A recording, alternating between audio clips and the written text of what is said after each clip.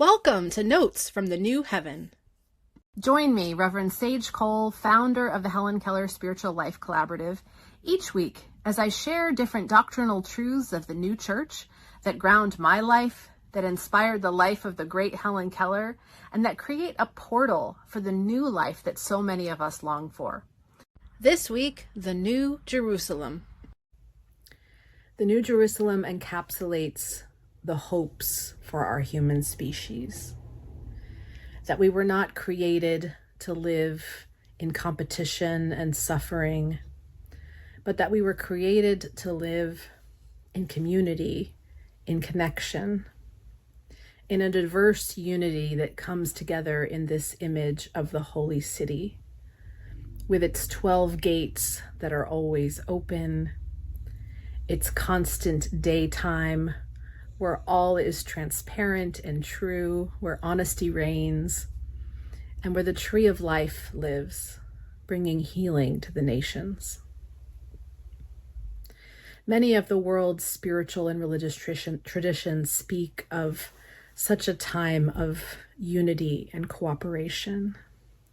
And within Christianity, and made even more explicit in the vision of the new church that Emanuel Swedenborg proclaimed, we hold the New Jerusalem as that image of humanity's fulfillment. That our fulfillment will come and is coming into the world insofar as we bring our full selves to the table, insofar as we grow and understand our unity, that we are one family made of many diverse parts, and that is the intention all along, and a beautiful and glorious thing. Now, to be honest, as I believe we all must do, it can be hard to hold the belief that that is where we're headed. When we look around at all of the suffering in the world, all of the conflict, and even when we feel into the suffering and conflict that exists in our own hearts, in our own families, in our own relationships, in our relationships to one another as human beings, in our relationships to this earth and to all of its resources. To hold on to this hope that we are headed towards peace and fulfillment, towards connection and unity, can feel like a huge stretch. There was a time, certainly in our more recent history, where we had a bit more optimism, a bit more hope in progress and perfection. And I would suggest that over the last, 100 years or so, with the many world wars and with all that is transpiring now, we have seen the limits of these visions of progress and perfection. And yet, even in facing those limits, even in facing the great conflicts that continue to exist all over this planet and all throughout our species, I can't help but continue to have hope in this vision of the New Jerusalem. That part of what is occurring is a continual revealing of the limitations that we have placed upon ourselves. These old tribal identities that are having trouble loosening. And these old prejudices that have lived within our human family for so long. That as painful as these last 100 years have been, they have also been incredibly revealing. And that at the same time that great harm continues to persist in many places, there are many humans who are waking up to their divine origins, to their connection to all that is, to their connection within themselves and all of the parts of their own selves, going through journeys of healing and transformation that are making possible this New Jerusalem experience.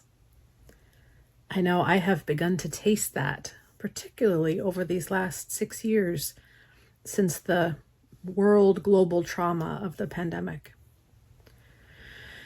Many false assumptions, false separations are falling away for many, many, many of us. And it is my best hope and belief that that is a part of the emergence of this new Jerusalem. Other words we might use to describe the new Jerusalem is the invitation of a new heaven and a new earth, a new way of understanding who and what we are, and bringing that new understanding into being in the world. It's also tied to the Christian belief in the second coming of Christ, that Christ is coming again through us and through our transformation as a world and as a species. And it is a hopeful prospect. So my first note from the new heaven is lifting up this doctrine of the New Jerusalem, this foundational understanding that we are a people of hope, moving towards an era of peace and connection within ourselves and with each other. And even if that's hard to hold sometimes, I hope you can feel the utility of holding that hope. For it is the belief that it is possible that will make it possible. So, whether you resonate with the image of the New Jerusalem or whether you carry your own image of a renewed society of unity and diversity, we are on the same team. And if you are feeling this transformation happening inside of you, then you too are being invited into this life of the New Jerusalem.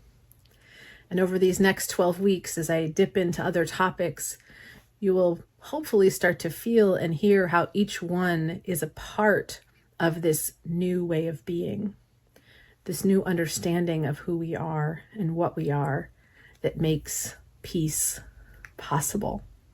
Thanks for tuning in.